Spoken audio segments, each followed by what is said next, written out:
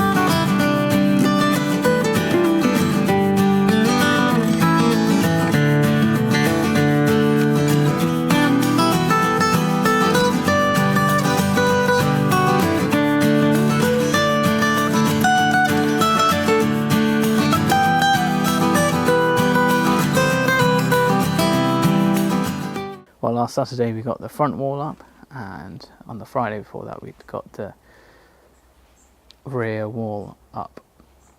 And work's paused obviously during the week as I'm at work, and we've got very little light in the evenings now, so I've had to cover it with these 3 tarpaulins, and it's been pretty successful. I only had to adjust them once, and they seem to have kept most of the rain out. Just want to keep the plywood and the OSB dry.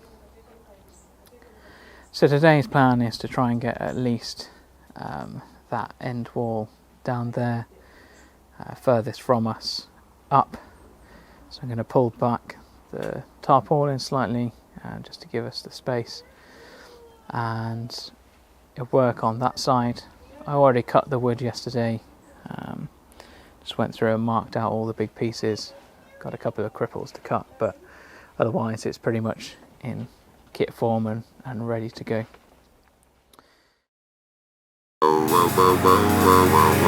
Yeah, we are in the place to be. Yeah.